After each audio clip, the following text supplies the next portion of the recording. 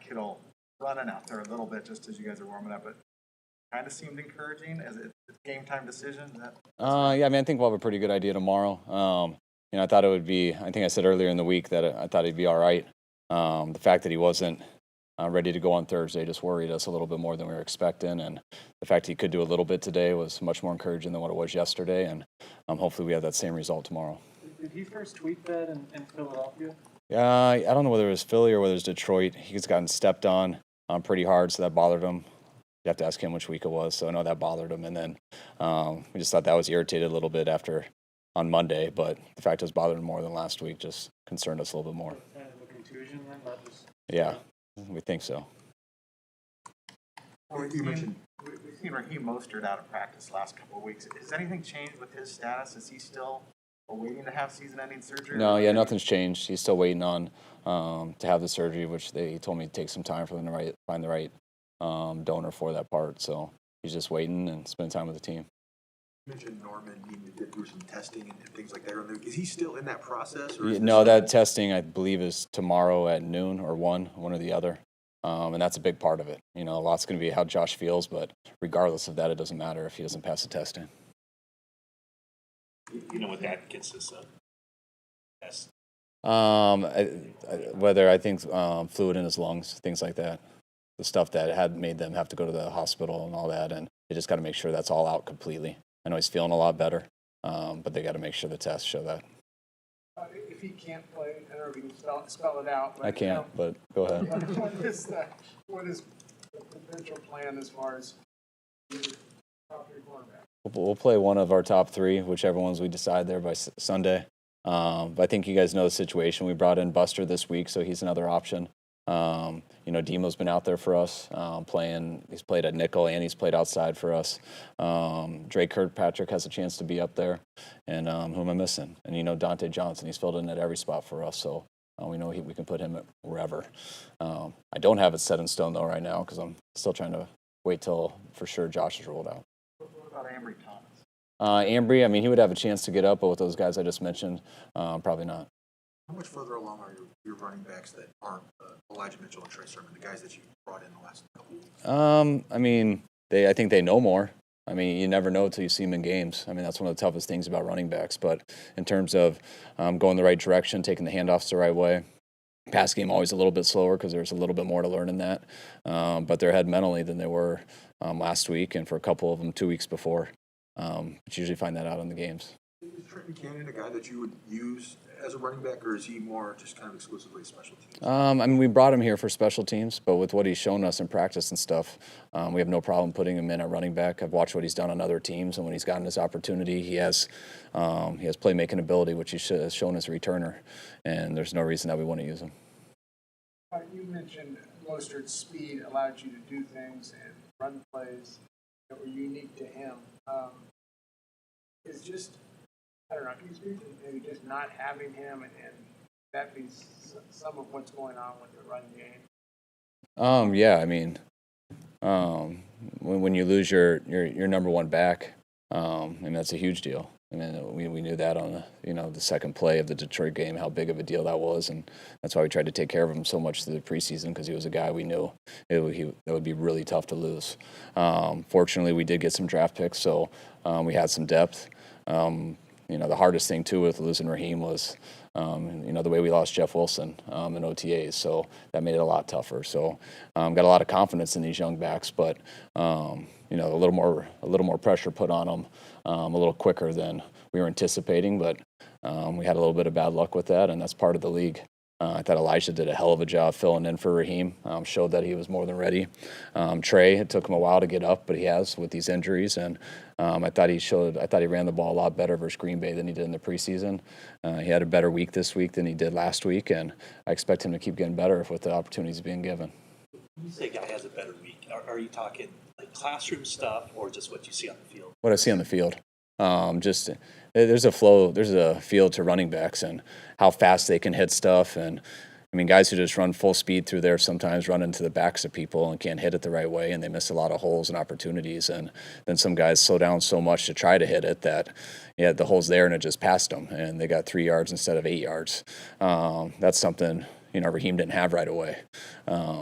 But holy cow, did he get as good as anyone as I've been around at being able to use his speed while getting into the right holes. And it takes guys a lot of time. And just watching Trey this week, what he's done good or bad in games, you always want to see how they apply it to the next week. And things I thought he struggled with that we've tried to get him to focus on.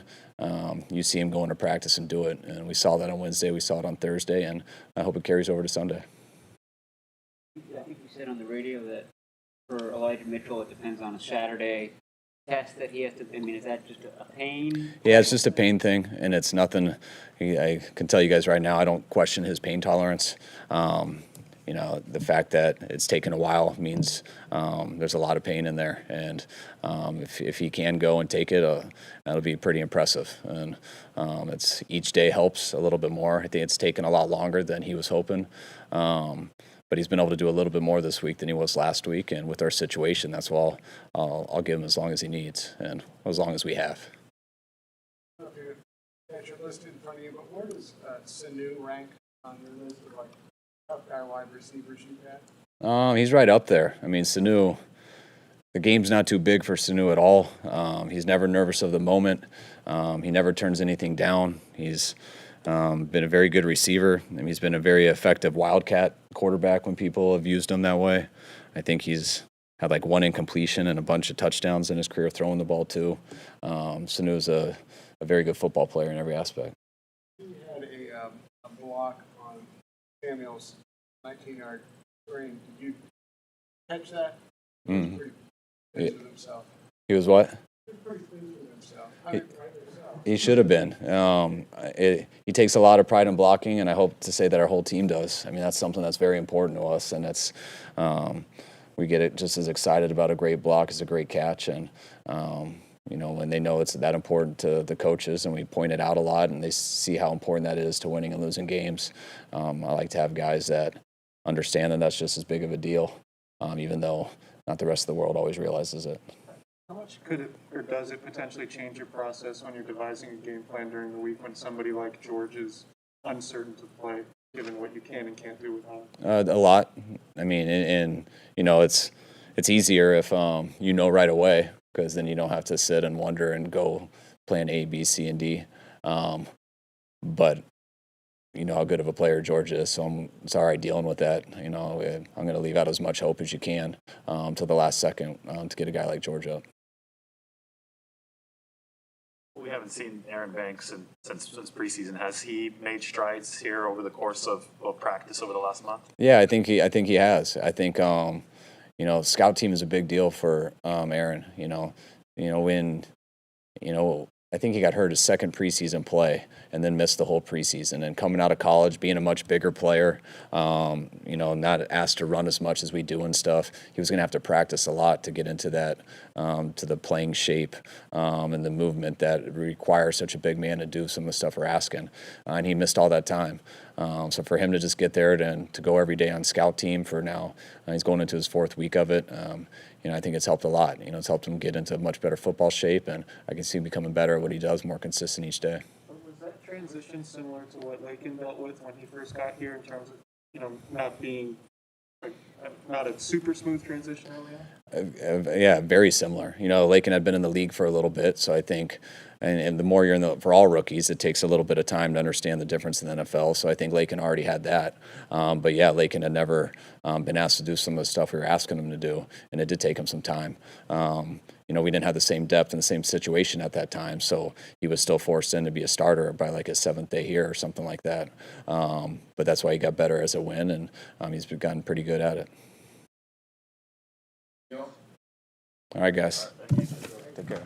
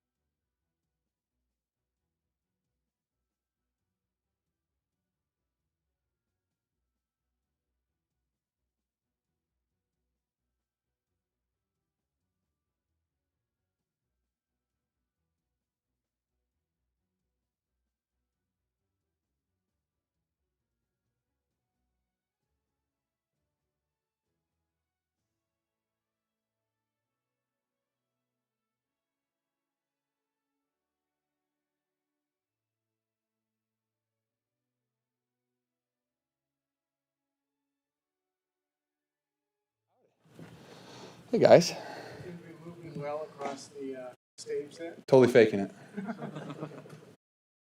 Yeah, no. Feeling good.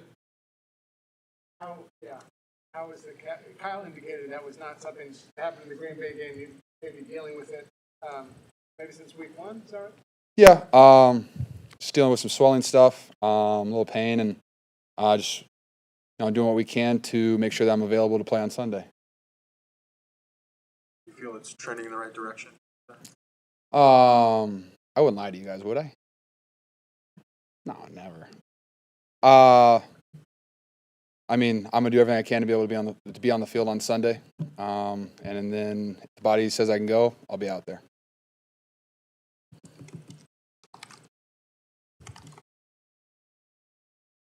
I'm sick. You guys are great today.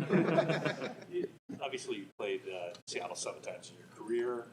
When you look at what you see on film from them so far this year, is it pretty similar to what you've seen in the past? Is it the same staples that they've used? Yes and no. I mean, they're still going to play their Seattle 3, but they definitely do a lot different things. I mean, Jamal Adams is Jamal Adams. He's a hell of a football player. He causes a lot of havoc. He's really good when you get him down the line. So, they do a whole bunch of stuff with him that they obviously haven't done in previous years other than last year. Bobby Wagner's still, an incredible football player. They got a lot of really good defensive players, and when you have Bobby Wagner in the middle of it, can kind of controlling it all, they're going to be really good. So, definitely different, but they got a lot of the same people. After the game, you said it's going to be 2 angry teams. Mm-hmm. What do you expect from Seattle when they show up here on Sunday? I mean, they're going to give us everything they got. And I mean, I think after this week of practice, I feel like our team's going to be ready to swing right back at them. I mean, I think it's going to be a heavyweight boxing fight. I don't know how many points are going to get scored, but I know that it's going to be gritty. I know there's going to be, the run game's going to be intense. There's going to be a lot of big plays, and it's going to be a fight from start to finish, and whoever backs down first will probably lose that game.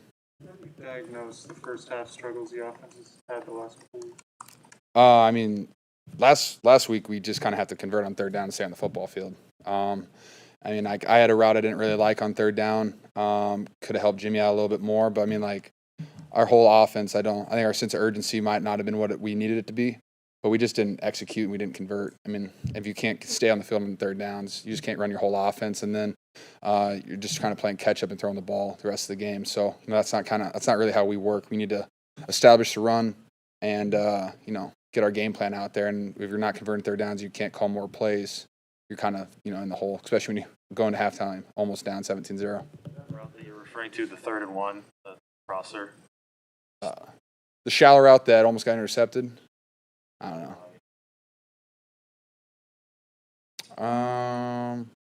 know. 59 is the one that tipped it up, and that's all I know. I had a shallow route on it. Well, I know the run fronts. You guys said they surprised you from Green Bay. Did some of their pass coverage at the start of the game, did that take some getting used to as well? Oh, they just did a really good job of hiding their man zone reads. No, we definitely had some routes in there that were built for man coverage as opposed to zone, and they showed man, and then they would move to zone, and so it was just they did a really good job with that in the first half. George, Sanu said he was inspired by some of your pancakes. He had a really nice, I guess it was Evo's 19-yard screen. Savage. Did you notice that? I saw it on film. Sanu definitely made sure to tell me that. And I appreciate Sanu. I mean, he's a vet that comes in. He's worked. I mean, Jimmy, we've all said, how hard he's worked and how different he looked coming in training camp this year as opposed to the last time he was here. And all he's done is worked his tail off. And he's a great leader for our wide receiver room, just his work ethic. And, when he plays at an incredibly high level, which I thought he did last week against Green Bay, made a bunch of really tough catches for us in big-time moments.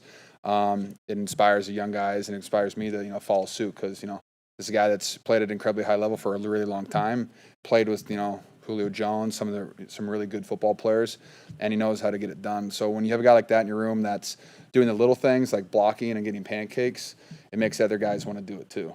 And, that's one thing I think, like Emmanuel Sanders brought that to our room in 2019, just that, hey, I'm going to give 100% effort on every single play. Doesn't matter if my number's called or not.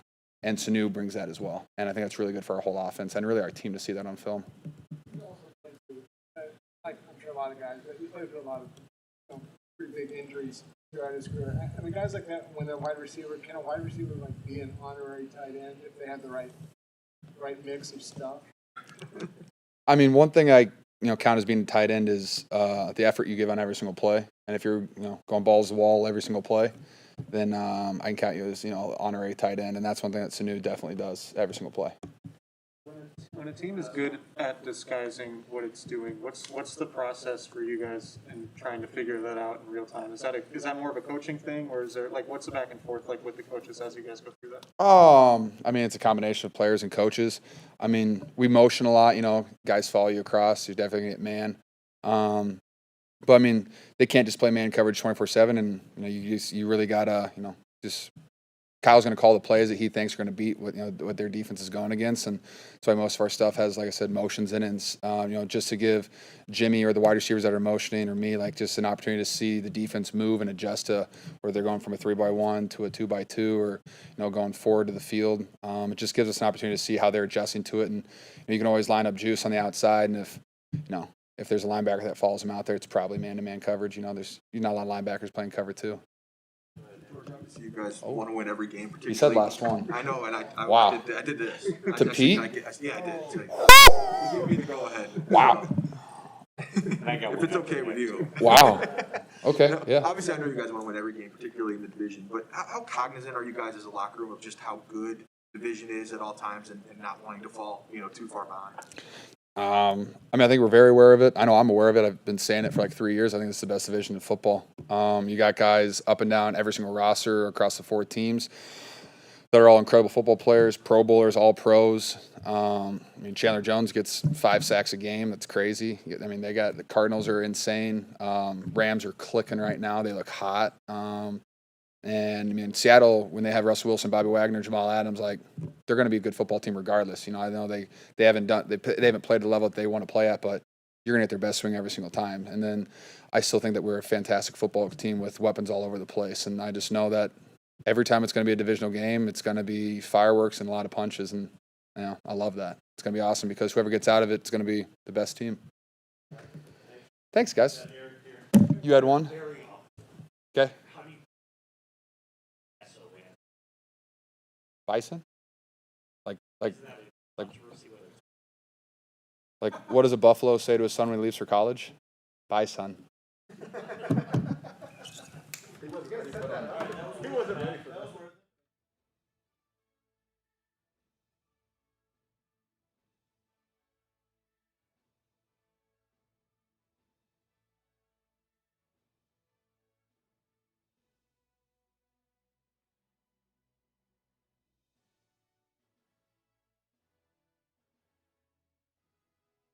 It's amazing when you're recognized for the work you're doing and trying to accomplish. I think that it just allows me to serve and do more, really. The recognition helps, corral support and, accomplish everything I want to accomplish. So being recognized is definitely amazing, especially when you're being recognized for the work you're doing because it allows me to do, more and more. City officials in Sacramento mentioned that they're talking to you about future stuff, maybe bigger things. Do you have any idea what that might look like, or is it too early to say? Yeah, I've been talking with the city for a year on this building that we want to turn into a community center. So, it's a work in progress. So we're trying to figure out the logistics and still continue to serve and do what we can with what we have now, and until that comes about. Eric Post was in here yesterday talking about the Monday meetings you guys had. There's a lot of accountability and guys needing to step up and do their jobs. Just can you take us through how the defensive line approached the week and the aftermath of that game? The week, how we approach it is, got to get better. Each week brings new challenges, and you got to get better. And really, for me, what I take from it is, being the reason why the team is winning. Individually, personally, everyone takes that approach of, I'm going to be the reason why we win. and we do that together as a team, then we'd be pretty special. So just the mindset was just to get better, bounce back, attack this week. Huge game. Each week is a huge game, but especially a division opponent. Were the Monday meetings any different than other defeats over the year? Just the way that game ended with you guys on the field, really. Was that harder to take than other maybe losses have been over the years? No. I've been in Monday meetings where we've lost 12 games in a row. So definitely wasn't. I think it's a little blown out of proportion. It wasn't that big of a deal. Just gotta be better. Each Monday, I think if you're not taking that mindset and outlook, whether win or lose, finding ways to get better and improve yourself, then you're doing yourself a disservice. So, it wasn't anything special. Yeah, the prospect of chasing Russell Wilson around again. You've done it so much in your career. How much of a lead do you feel like you have on him and know his escape routes? Playing against him, definitely he has some tendencies and things he likes to do, especially, when he's escaping. I mean, but also, too, it's football and guys are reacting and, doing different stuff out there. So, you just go out there and play and, do your best, do the best you can, play with great effort, corral him. It's going to take all of us to do that, not just one person, and, do your best to get him down. Everyone's talking about, you guys can have like a 2019 pass rush, but obviously you don't have, not the exact same, different guys. Doesn't seem like, obviously it's early in the season, but not quite there yet. I mean, do you see the potential to have that level of domination? Yeah, for sure. I mean, I think we have all we need. Obviously, that was 2 years ago now. Different people, different opponents. Can't really harp on the past anymore. So it's not really about recreating that. It's about, what we have being the best possible. And we want to be the best D-line in 2021. So that's our goal. And that's how we have to approach it each week, going out there and dominating. Nick's obviously really good on the edge, and as someone who plays on the edge and inside, are there parts of his game that might lend itself to being played on the inside, so he could avoid some of those chips and things like that? Yeah, Nick can play all over the field. It's a great thing being versatile. I think he can be effective all over the field. So, yeah, I mean, he can do whatever he wants.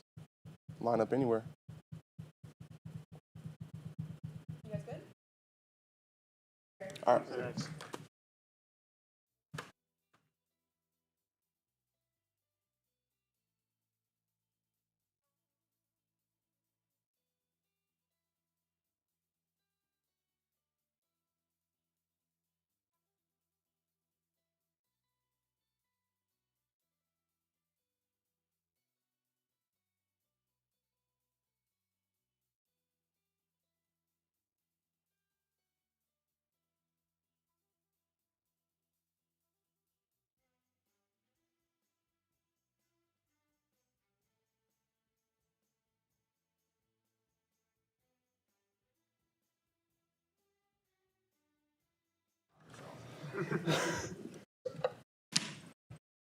When teams are mixing up their looks and disguising things, what's the process like during the game when you guys are trying to decipher that and dealing with it and sort of going back and forth with coaches about how to best attack that? It's tough, and defenses are showing a lot of different looks. You have to really focus in and try to see the whole defense. You can't skip some steps and just assume everyone's where you think they are.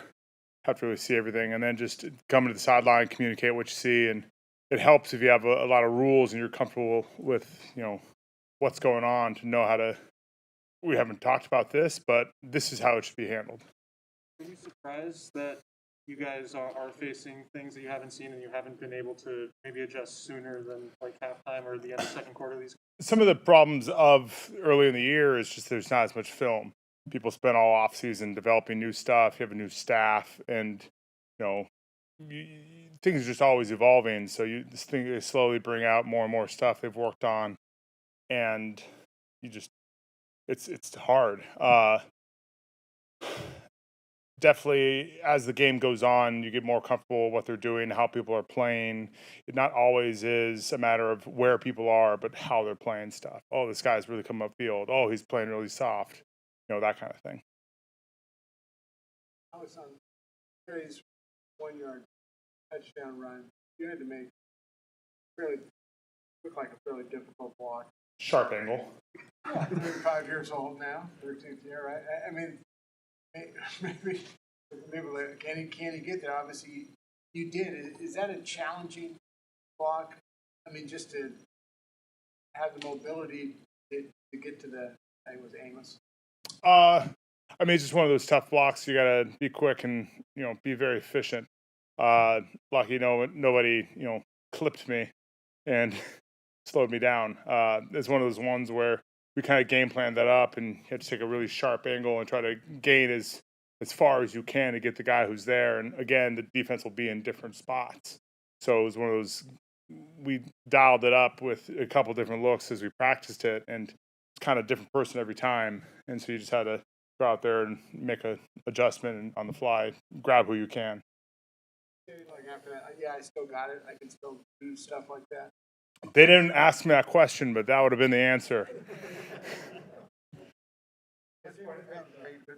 Trent Williams got the block of the week instead of you on the side. I mean, when I flat back the guy after I touch him, then I can expect to get the kudos. But Trent had an amazing block. I mean, he went there, and he's an explosive guy, and he's really good at doing that. Your periphery? No, I was too focused and trying not to get a holding. What do you think you guys need to do to get off to a quicker start in these games? It just comes down to making plays. All it takes on a drive to stop is you don't get that first down.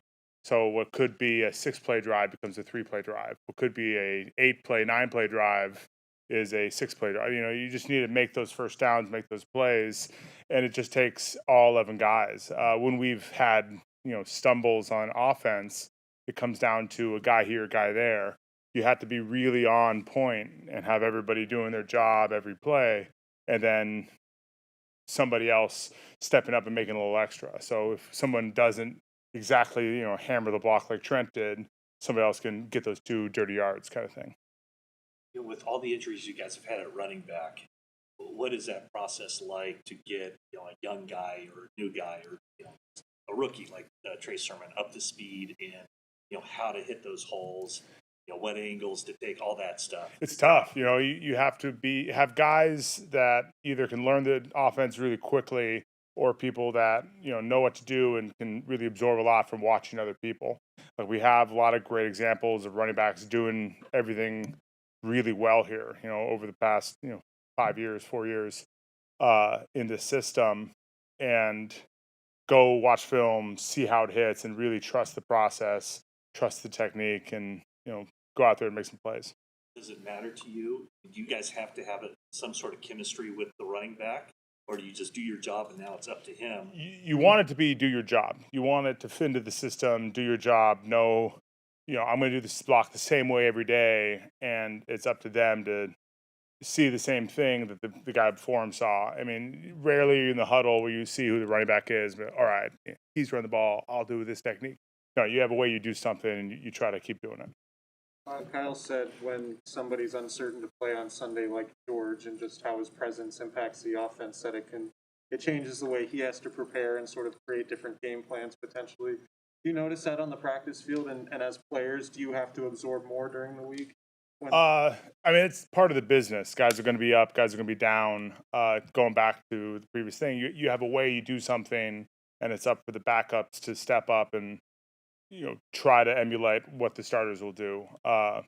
Very much just if the guy can go, great, let's do it. Love to have him. If he can't, we got your back. We can keep doing this, and just trust the process, trust the technique, trust the offense. Alex, have played with Sanu before, obviously. What are the qualities that you admire in him? I think the first thing that stands out is just his hands. He's a receiver and he's a physical presence, but he focuses a lot on catching the ball. And you can tell all the stuff he does. He works the jugs. He does all the time. All his stuff he does, just focusing on having really good hands, getting that catch, and everything else from there. He's also a big physical guy that knows what to do, can block, responsible, physical presence. Downhill runner. But I respect him the most for taking care of the most important part and being really good at something that's very difficult. Did you and Kyle Juszczyk practice snaps at all before that game? Oh, we definitely had a couple practice things, and we repped that. That was something, but apparently he played like high school quarterback, so it wasn't his first. He had all the confidence. He's like, "Oh, I've done this before." I think they ran it before.